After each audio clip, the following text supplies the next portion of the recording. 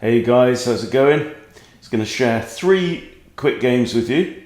Well, two of them are quick, 2 of them are 5-minute blitz, and the last one is a 60-minute rapid, but it wasn't played by me and I haven't seen the game.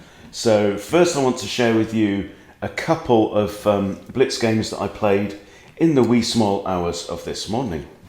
And they don't take terribly long, okay? I'm finding that I play better on the tablet in the dark, in the morning.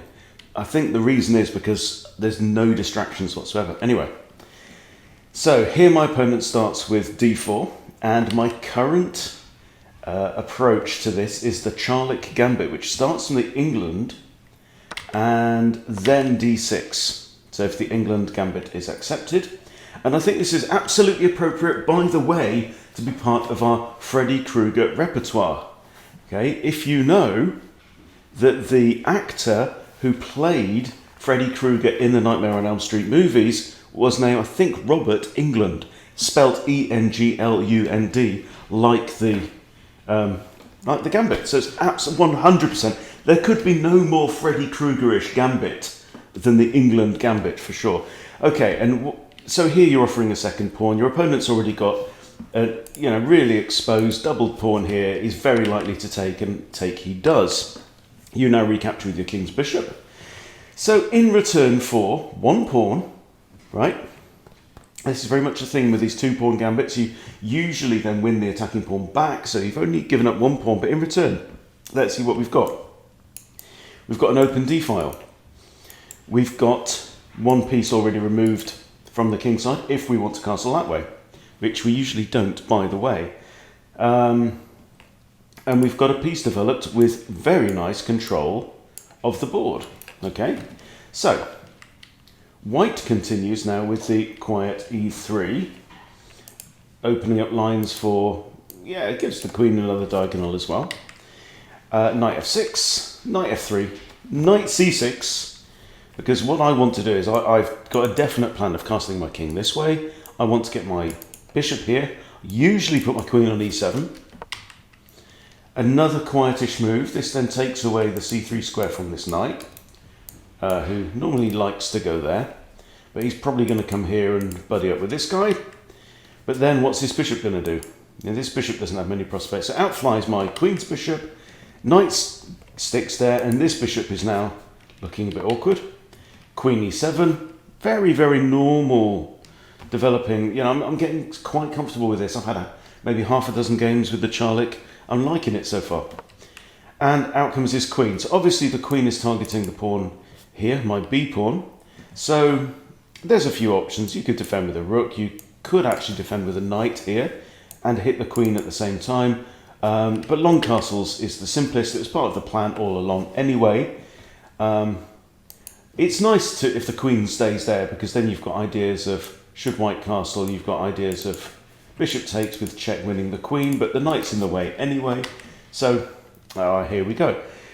All right, now out flies the king's bishop, so white's now getting ready to castle. Notice that if the bishop takes here, the only defender currently is the b pawn. So I simply move the knight out of the way because it's not pinned. There's no issues there. And if he wants to take here, I can recapture with the queen, and now with a mating threat straight down there. Which he does indeed, and I take that with the queen, like I said. His knight comes in now with a fork on queen and bishop. So, what would you play here? So, I had a little bit of a think, about 35 seconds here, and I decide to slide my queen all the way over to h5. Reason is, it's still targeting the same pawn. My queen was here, backed up by this bishop, looking at h2. And she's still there. So now, if he were to castle, it's mate in 1.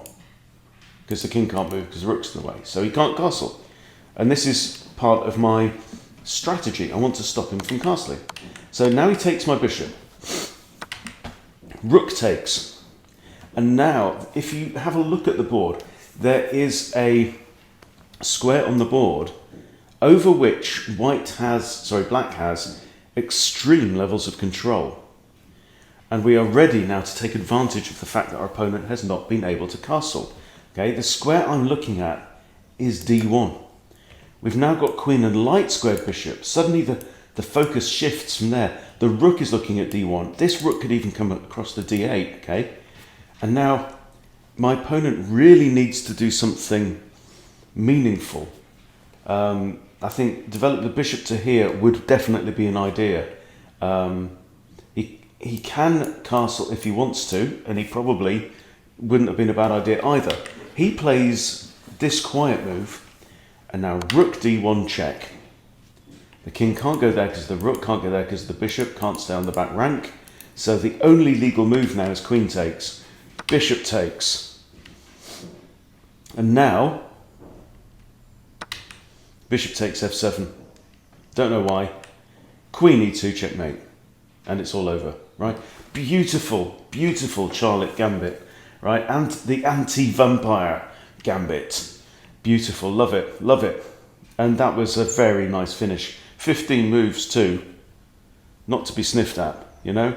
And, you know, this is the thing. I've been looking for something to play against d4 forever that gets you out of all the London bollocks and, you know, all of this kind of, you know, c4, knight c3, modern and King's Indian defences and stuff like that, you know, that my opponent's going to be ready for. So let's look on the, we'll switch to the Lichess Explorer and just see how many times, if you're a d4 player, right, and we'll set it to, yeah, set to everybody, okay?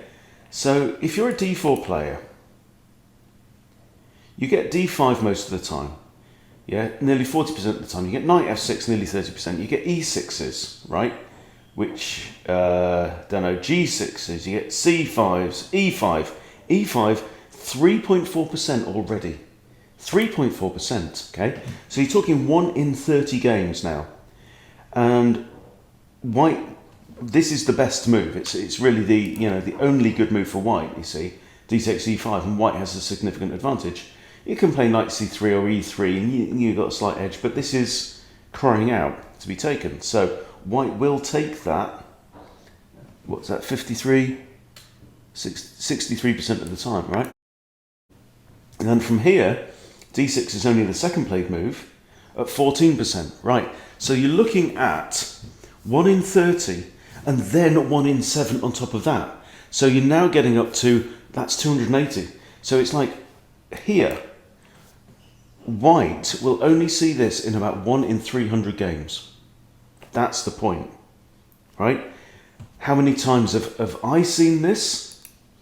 Okay, chess.com Explorer, blah, blah, blah. Right, how many times have I played that? We'll go my games as black. And we have d4, blah, right? They mostly take, right, about half the time. And then d6, I've played it 11 times, right?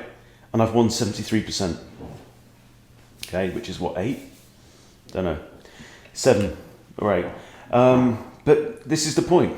The d4 players just will not be familiar with this.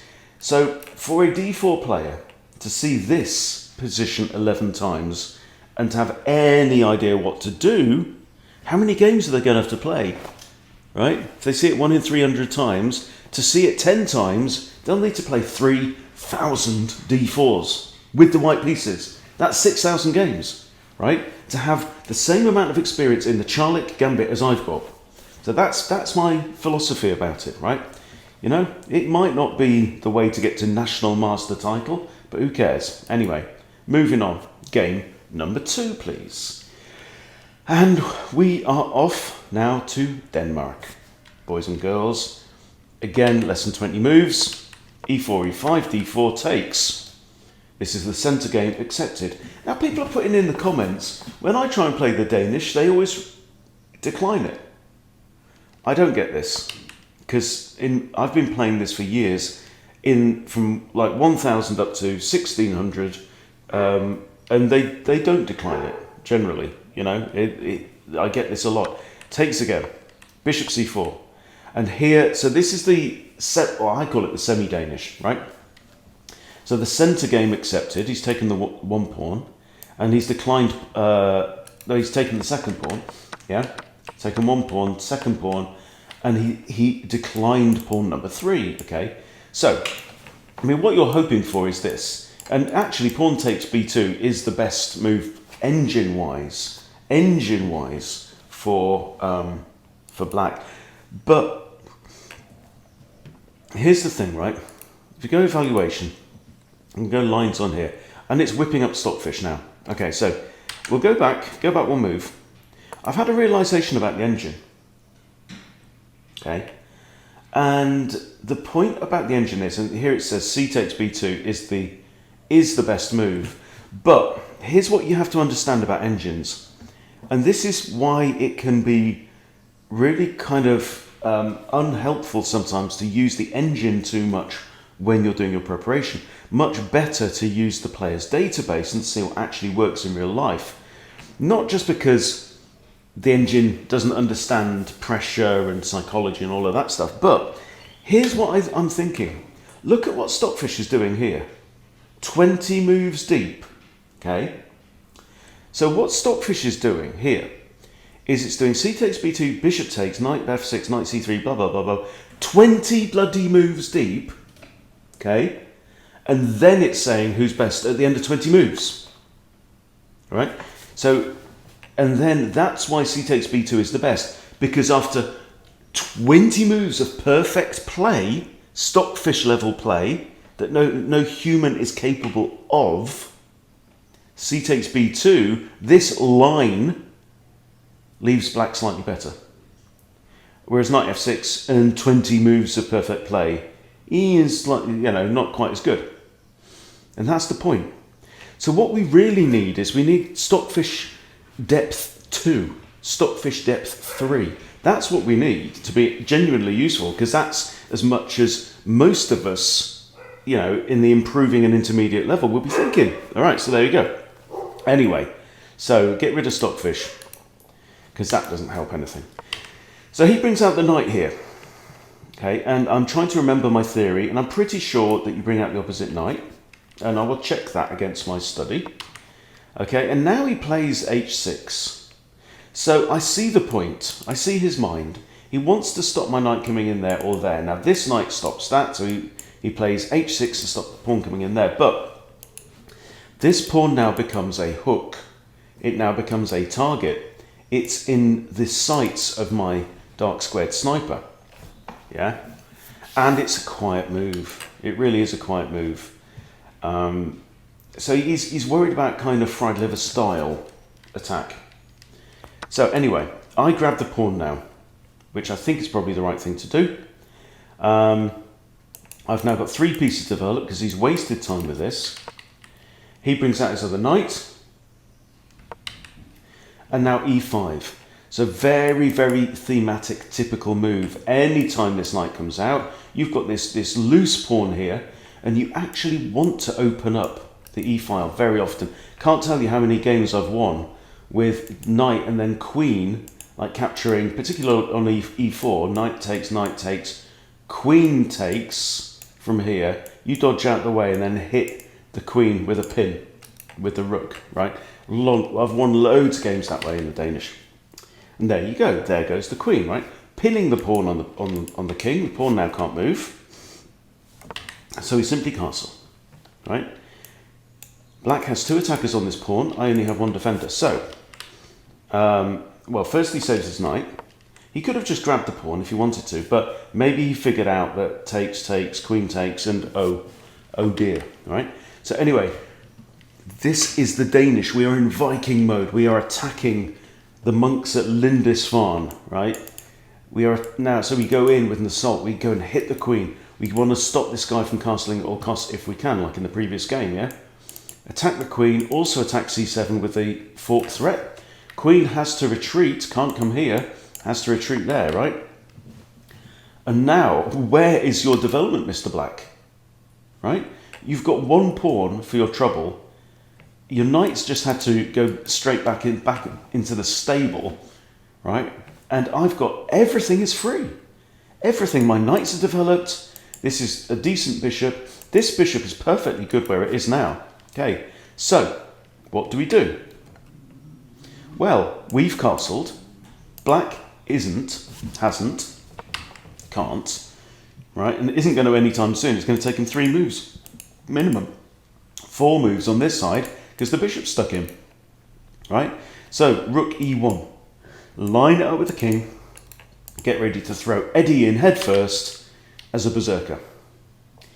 Knight e7, right? So the knight now pivots round and blocks and pairs up with this knight. Can often be a good kind of solid structure. And now look at this move. I'm really, really proud of this move for like 4 a.m. Okay, knight to here. Okay, it's almost a smothered mate, right? Of course it isn't, because this pawn can take. And in fact, the pawn has to take. But when the pawn does take, my pawn captures that pawn. It now hits the knight, and the knight is pinned, so the knight can't move. So it's just going to fracture his position. And I don't even bother to take the knight. And this is something that you'll build into your play more as you get more experience, that this knight's going nowhere, right? I can always capture this knight on the next turn or the next turn or whatever. Unless this king gets out of the pin and the knight runs away, that knight's going nowhere.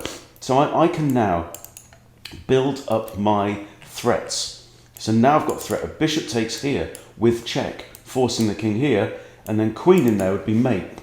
Okay, so something must be done. He blocks with his bishop. Now I take the knight with a fork on queen and bishop. Bishop takes, I take this, bishop takes, queen takes, right? Now he plays queen d7, and then he resigns, because it's all over. Okay, so I mean, probably queen here with check, king has to go to there, for example. You know, it's not going to be very nice at all. Then my bishop can capture here with the support of the queen. My rook's going to come across. He's actually equal material right now, bizarrely. But let's have a quick look at the eval here. White is plus 3.2. Yeah. Yeah, my king's castled. His king isn't. This rook's not going to join the game.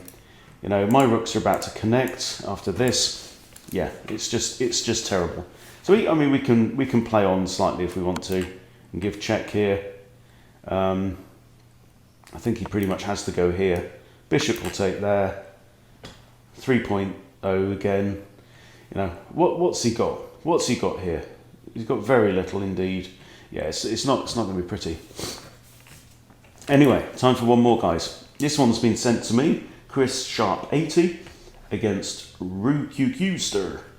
So Chris is rated 1000 in rapid. Rukukuster is rated 1184, and Chris has the black pieces, and this is a 60-minute rapid, but it doesn't look like it takes 60 minutes, and it's over in 13 moves. So let's see what happens here. E4 d5. We have a Scandinavian on the board. Accepted. Queen takes. Okay, this is the kind of classical Scandi that I don't really know. Knight c3 and then queen a5. So absolutely normal stuff. Queen f3. Not really threatening much here. As long as the bishop's at home, we're okay in that corner. As long as the king's there, we're okay here. And e5, striking out in the centre. This is interesting one. It releases this bishop, but shuts in this one.